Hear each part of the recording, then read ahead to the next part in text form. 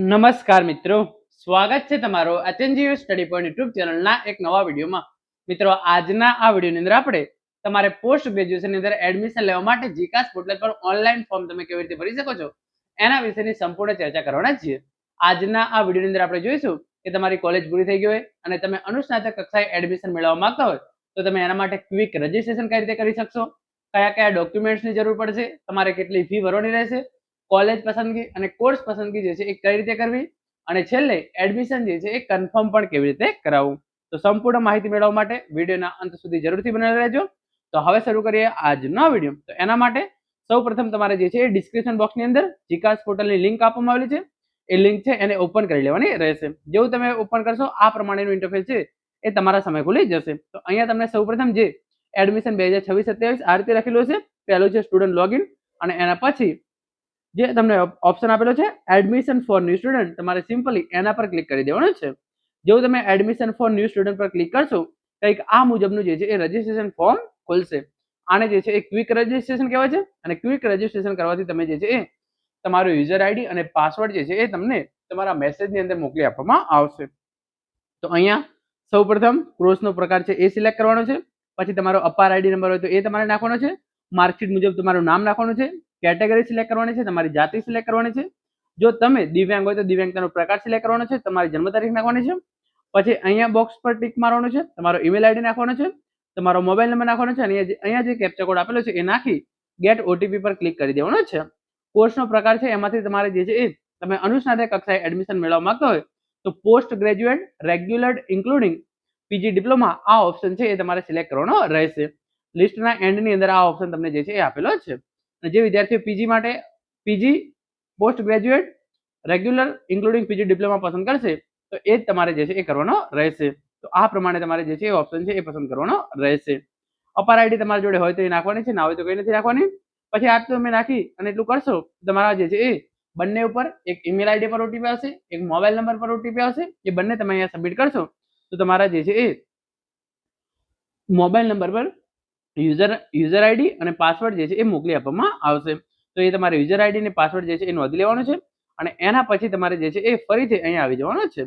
જેવું તમે વેબસાઇટ પર આવશો અને લોગિન ઓલરેડી રજિસ્ટર પર ક્લિક કરશો તો તમારા જે મેસેજની અંદર તમને યુઝરનેમ આપવામાં આવ્યું એ યુઝરનેમ, પછી અહીંયા જે છે એ તમારે તમારો પાસવર્ડ છે એ નાખવાનો છે. સિલેક્ટ ફ્રોમ ટાઈપની અંદર PG regular including PG diploma છે એ સિલેક્ટ કરવાનો છે. કેપ્ચા કોડ એ નાખવાનો છે અને તમારે જે છે એ સાઇન ઇન કરી લેવાનો છે. તો પહેલા ક્વિક રજિસ્ટ્રેશન કરવાનું છે. એની અંદર તમારી તમામ વિગતો નાખી તમારું યુઝરનેમ અને પાસવર્ડ છે એ તમારે જનરેટ કરી લેવાનો રહેશે અને એ આવી ગયા પછી તમારે સાઇન ઇન પર ક્લિક કરી દેવાનો રહેશે. તો આ પ્રમાણે તમારે જે છે એ સિલેક્ટ ફ્રોમ ટાઈપની અંદર અહીંયા તમને ઓપ્શન આપેલો છે post graduate regular including PG diploma એ જે છે એ તમારે સિલેક્ટ કરવાનો રહેશે ઓપ્શન. આટલું તમે તમામ ઇન્ફોર્મેશન નાખી દેશો તો તમારા સામે જે છે એ આ પ્રમાણેનું ઇન્ટરફેસ ખુલશે. આની અંદર જેવું આ ઇન્ટરફેસ ખુલશે પહેલા તમારા સામે જે છે એ નોટિસ આવશે. એની અંદર તમને કહ્યું છે કે તમારે સૌપ્રથમ તમારે જે છે એ ફી ભરવાની રહેશે. તો જે જનરલ કેટેગરીના ઉમેદવારો છે એમના માટે 300 રૂપિયા, પછી એસસી, એસટી, ઓબીસી, ઈડબ્લ્યુએસ અને દિવ્યાંગ ઉમેદવારો છે એમના માટે 150 રૂપિયા ફી રાખવામાં આવેલી છે. તો અહીંયા સિમ્પલી તમારે ઓકે પર ક્લિક કરવાનું છે. જેવું તમે ઓકે પર ક્લિક કરશો આગળ જે છે એ આ મુજબનું ઇન્ટરફેસ ખુલી જશે.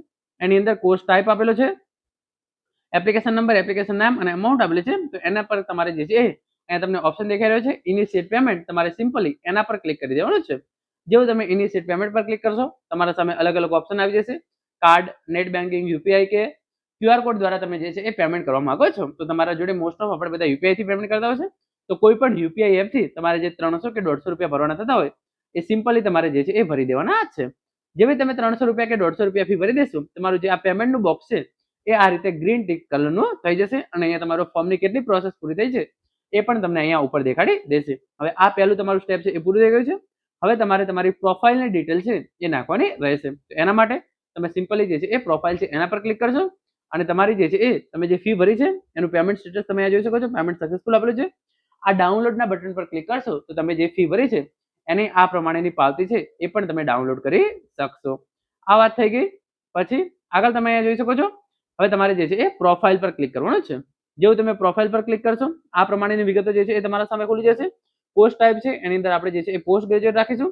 Application number, application name, birth date, email ID, mobile number, પિતાનું નામ, માતાનું નામ, પછી માતા પિતાનો અથવા મોબાઈલ નંબર, કેટેગરી તમારે સિલેક્ટ કરવાની છે, કાસ્ટ સર્ટિફિકેટ ડેટ નાખવાની છે, નોન ક્રિમિનલ સર્ટિફિકેટ ડેટ નાખવાની છે, જાતિ સિલેક્ટ કરવાની છે, ટાઈપ ઓફ ડિસેબિલિટી નાખવાની છે, લઘુમતી લાગુ પડતી હોય તો યસ કરવાનું છે, બાકી સિમ્પલ એને નો રાખવાનું છે, કયો ધર્મ છે, પછી રાષ્ટ્રીયતા સિલેક્ટ કરવાની છે, આધાર કાર્ડ નંબર એ નાખવાનો છે, આધાર કાર્ડ પ્રમાણે તમારે નામ અહીંયા નાખવાનું છે, અને આધાર આઈડી સ્લેશ જે આઈડી છે એ તમારે અહીંયા નાખવાની છે. તો એ તમારા જોડે હોય તો તમારે નાખવાની છે. બાકી જેની અંદર ફૂદડી મારેલી છે એ તમામ કમ્પલસરી છે. આટલી તમારે જે છે એ વિગતો અહીંયા એન્ટર કરી દેવાની રહેશે.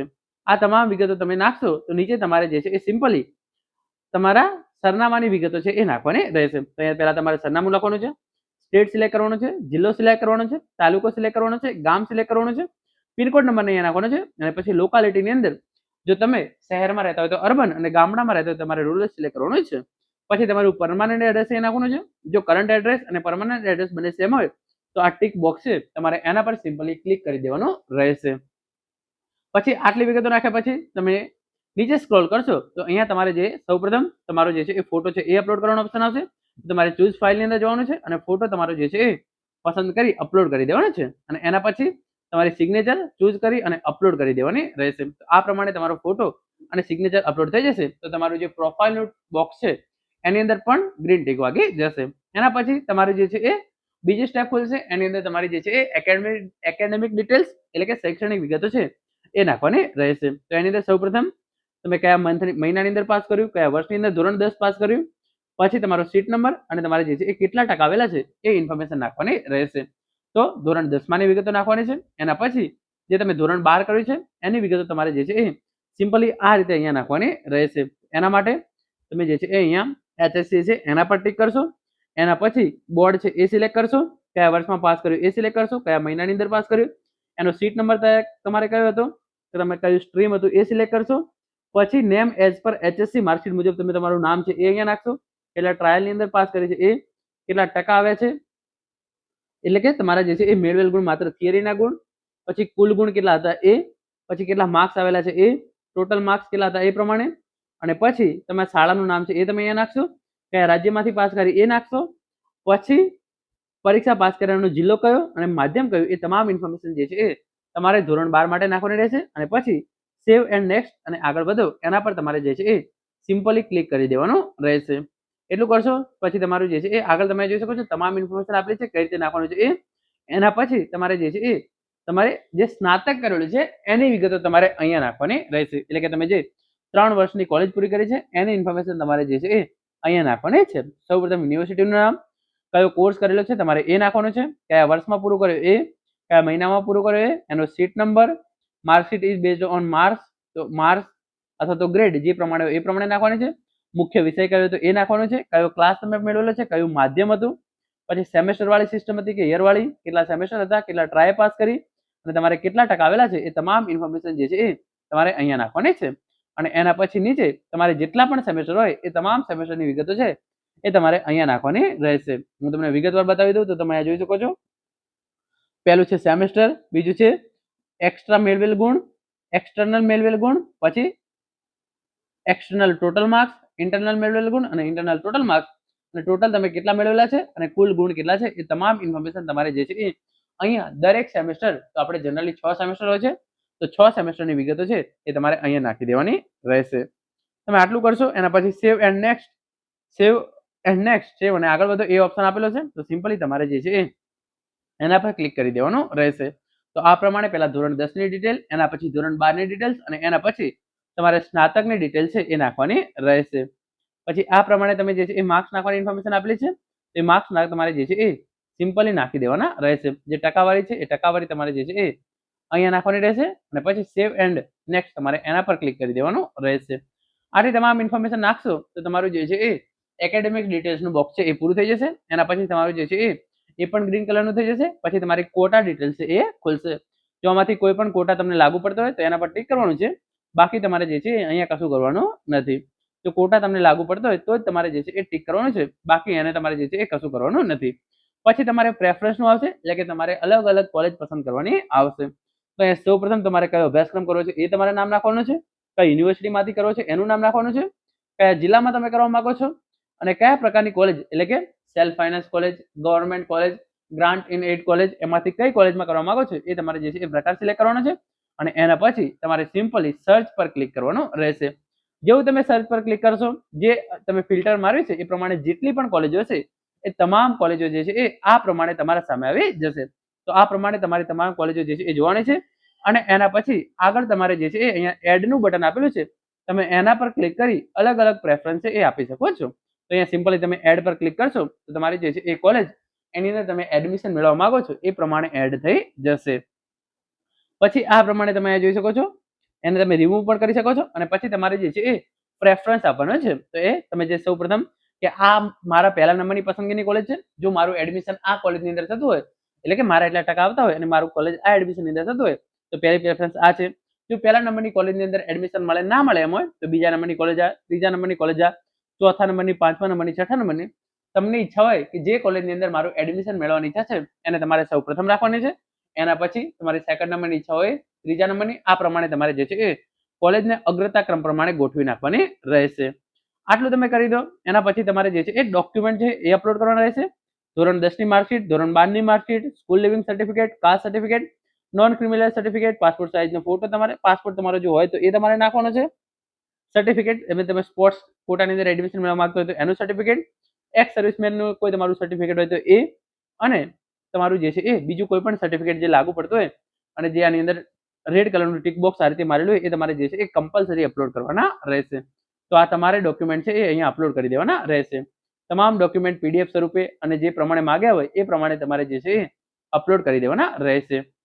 અને આટલી તમારી તમામ પ્રોસેસ પૂરી થઈ જાય તો આ પ્રમાણે તમે અહીંયા જોઈ શકો છો, પેમેન્ટનું બોક્સ ગ્રીન થશે, પ્રોફાઇલનું બોક્સ ગ્રીન થશે, એકેડેમિકનું ગ્રીન થશે, પ્રેફરન્સીસનું ગ્રીન અને અપલોડનું ડોક્યુમેન્ટ છે એ પણ જે છે એ ગ્રીન કલરનું થઈ જશે.